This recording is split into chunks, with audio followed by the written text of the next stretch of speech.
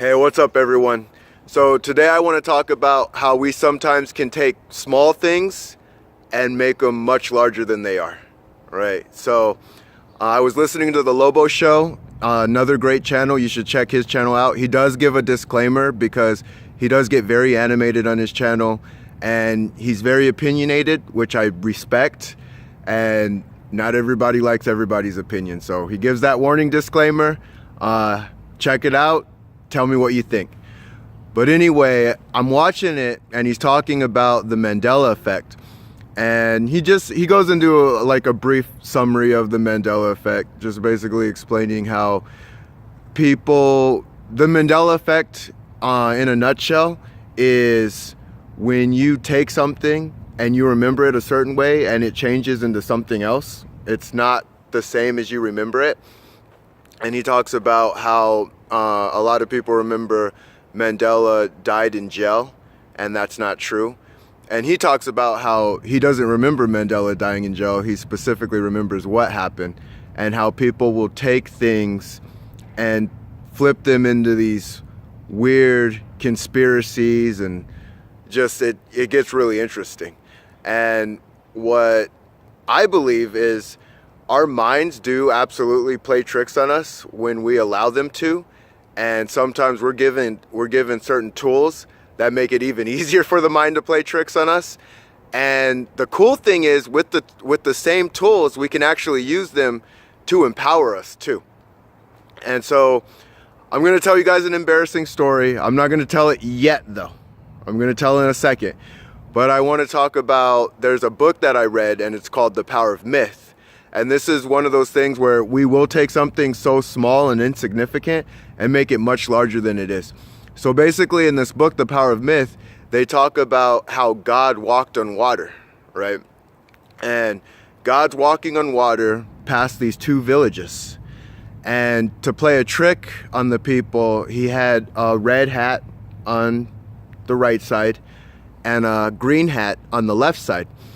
And he let when the villagers talked to each other about what he had performed, they were too busy arguing over the color of his hat. Like, yeah, he had a red hat. Like, he didn't have a red hat, he had a green hat. And they were so busy arguing over what he had been wearing that they didn't see the miracle of him actually walking on the water. And so that's what people kind of do in their lives sometimes, when they'll take something and they'll try and run with something and they'll try and take action, but they look at all these small little insignificant things and make them so much larger than they are.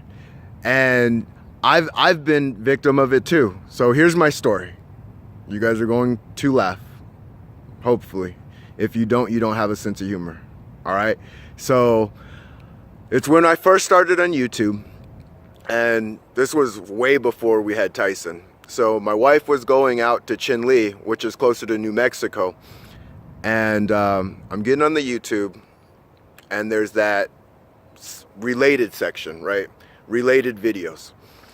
So, you know how sometimes those videos don't relate to each other, but then you get to a related video and then all of a sudden everything starts relating largely?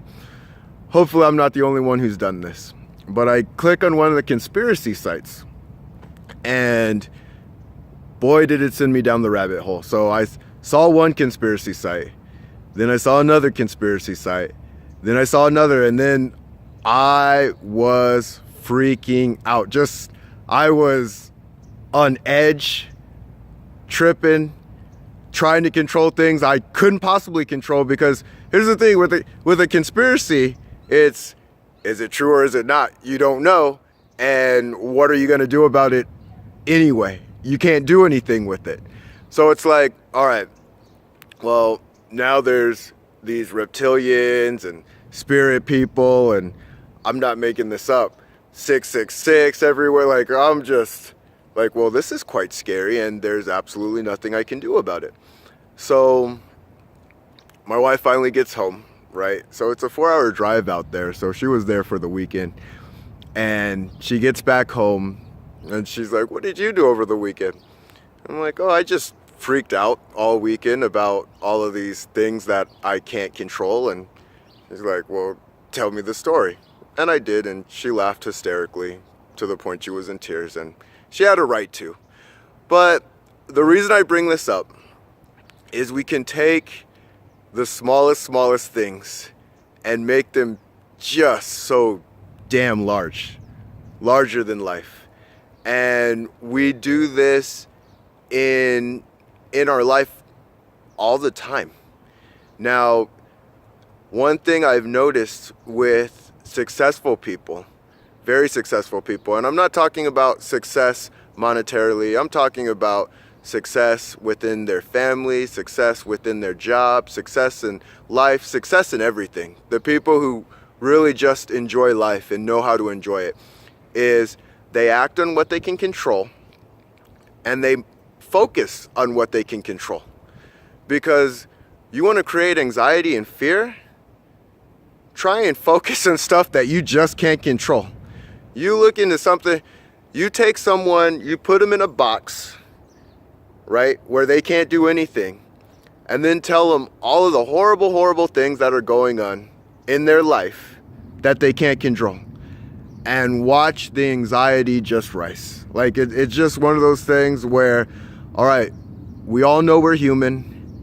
What do we do with our humanity? We're emotional creatures. We all know it. Some of us might deny that we're emotional. My brother does that from time to time. I'm not an emotional animal. I'm different. But the truth of the matter is, no, we're all emotional animals. And if we get put in the wrong situation, we freak out, we panic, we don't know what to do, right?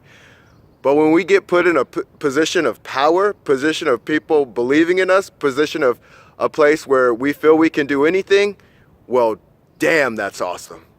And you know what I'm talking about. When you're with a team, right? A team that lets you know you're capable of anything. That's not going to let it off soft, though. It's not one of those, hey, you're capable of anything, here's your participation trophy. No, you're capable of anything, but you got to work your ass off to get it. Yeah, the people that keep it real with you. You know what I'm talking about. And that's what it's about.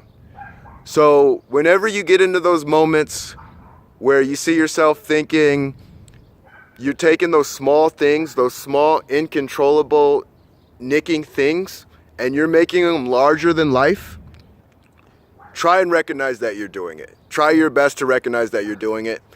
And this actually works for me. Laugh at yourself and then do something different. So after I did my little research on the conspiracy theories, yeah, I was never doing that again.